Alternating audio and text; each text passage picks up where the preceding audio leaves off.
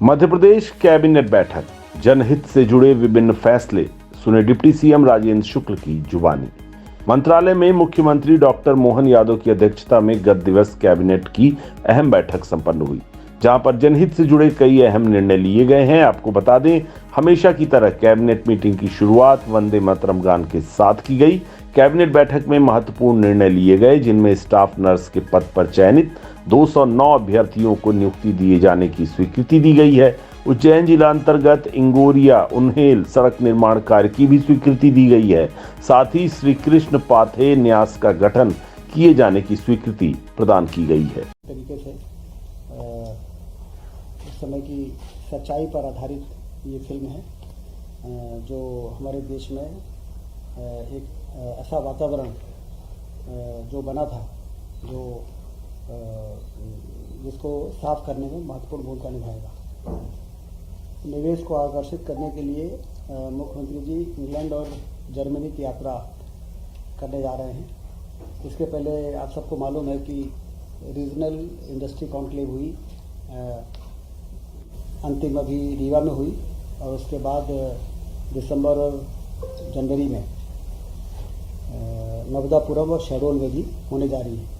उसके पहले ये विदेश यात्रा काफ़ी लाभदायक साबित होगी, और जिस तरीके से 2,75,000 करोड़ के इंटेंशन टू इन्वेस्ट प्राप्त हुए पिछले रीजनल इंडस्ट्री कॉन्क्लेव में, और जिसमें लगभग 3,28,000 रोजगार सृजन होने की संभावना है, तो एक रीजन लेवल पे इस प्रकार के इंडस्ट्री कॉन्क्लेव करने का बहुत ही अच्छा असर दिखाई दे रहा है, क्योंकि मध्य प्रदेश में पर्याप्त संभावनाएं रीजन लेवल पर है। और जब वहाँ पर इस प्रकार के कॉन्क्लेव हुए तो उसके अच्छे परिणाम सामने आए हैं। ये जो विदेश यात्रा है, ये भी मध्य प्रदेश में औद्योगिक क्रांति लाने की दिशा में महत्वपूर्ण भूमिका होगी, ऐसा हम सारे लोग भरोसा कर रहे हैं।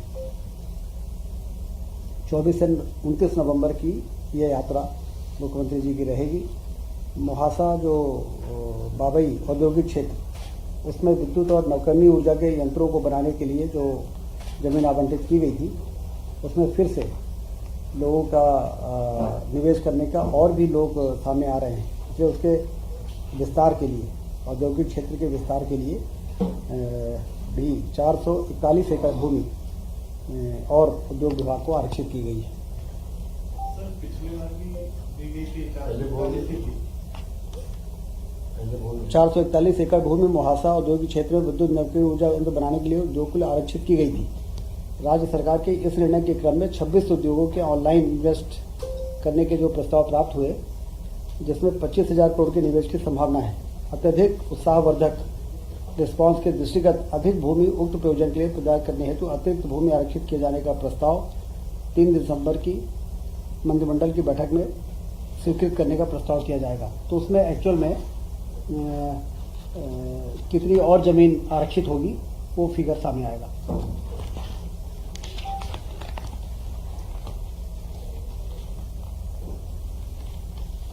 तानसेन समारोह में बृहद पैमाने पर कार्यक्रमों का आयोजन 15 से 19 दिसंबर को ग्वालियर में आयोजित किया जाएगा। गांधीनगर में गुजरात सरकार के साथ जो चर्चा हुई, उसमें सीएम डैशबोर्ड, गिफ्ट सिटी तथा रिवर साइड डेवलपमेंट का अवलोकन किया गया है। गुजरात की बेस्ट प्रैक्टिसेस को मध्य प्रदेश अपनाएगा। ऊर्जा दक्षता एवं नई तकनीकों को समझने में ऊर्जा विभाग आईआईटी तथा आईआईएम से एमओयू करेगा।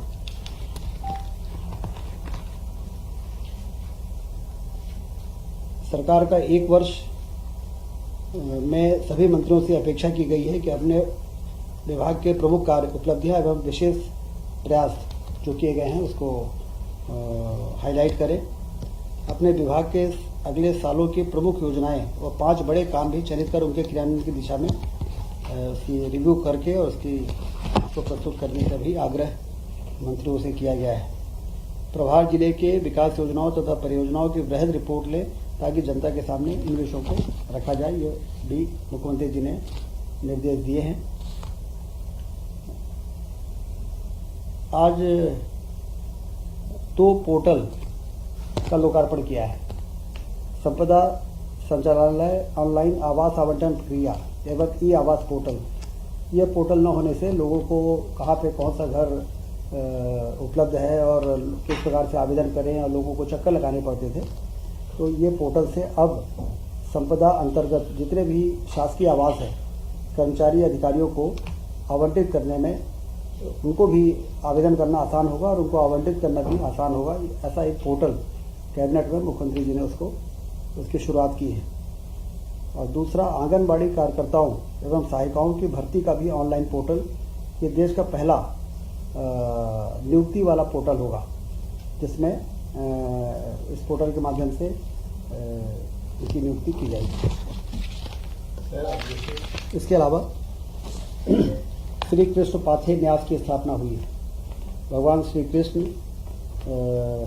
अपने उनकी जीवन गाथा और वो उनका पद कहाँ कहाँ पड़ा है, उस सब जगहों को नोटिफाई करना और वहाँ पर लोगों को एक वहाँ पर आने जाने के लिए स्थिति निर्मित करना, इसके लिए एक न्यास का गठन किया गया, जिसका नाम दिया गया है श्री कृष्ण पाथेय न्यास। इसमें 28 सदस्य होंगे, 23 शासकीय सदस्य होंगे और 5 अशासकीय सदस्यों को 3 वर्ष के लिए नामांकित किया गया है। और इसमें जब वो पूरा मार्ग नोटिफाई हो जाएगा तो उस क्षेत्र के जो मंत्रिमंडल के सदस्य होंगे वो भी उसके पदेन मेंबर रहेंगे। और इसका जो उद्देश्य है वो उसको प्राप्ति के लिए शोध, रिसर्च होगा, सर्वेक्षण एवं विकास कार्य के लिए आवश्यकता अनुसार विशेषज्ञ समितियों का गठन किया जाएगा। और जिस तरह से राम गमन पथ का गठन हुआ और उस पर काम की योजना बन रही है, उसके प्रोजेक्ट बन रहे हैं और जो हमारे श्रद्धालु हैं उनके लिए बहुत ही उत्साह का विषय रहा है। कृष्ण पाथेय न्यास भी बनने के बाद हमारी जो सांस्कृतिक धरोहर है और जो हमारी सांस्कृतिक मान्यता है, उसके पुनर्स्थापना में यह जो निर्णय आज हुआ है, ये बहुत ही महत्वपूर्ण भूमिका निभाएगा। स्वास्थ्य विभाग में 209 नर्सेस की भर्ती का निर्णय भी हुआ है। व्यापम से इसकी नियुक्ति हो चुकी थी, लेकिन चयन सूची से उनके पोस्टिंग नहीं हो पाई थी, क्योंकि 1 साल के अंदर जो जीएडी का सर्कुलर था उसके अंदर उनकी पदस्थापना हो जानी चाहिए थी। तो कैबिनेट ने उसको छूट दी है, क्योंकि नर्सेस के पद खाली हैं और इसलिए वो 1 वर्ष के बजाय 2 वर्ष होने के बावजूद उसमें जो छूट की जरूरत थी वो आज कैबिनेट ने छूट दी है। अब 209 अभ्यर्थियों को भर्ती करना का मार्ग प्रशस्त हो गया है। उज्जैन जिले में Ingoria Unhel 23.71 kilometre 2 lane with paved shoulder 10 metre चौड़ी सड़क 127.63 करोड़ की जो एमपीआरडीसी के माध्यम से विकसित होना है, उसकी अनुमति भी आज कैबिनेट ने दी। कुल मिला के ये सारे विषय पर आज चर्चा हुई है। तो बहुत ही सार्थक बैठक कैबिनेट की चीजें आपने बताई संपन्न हुई। जो मुहासा है,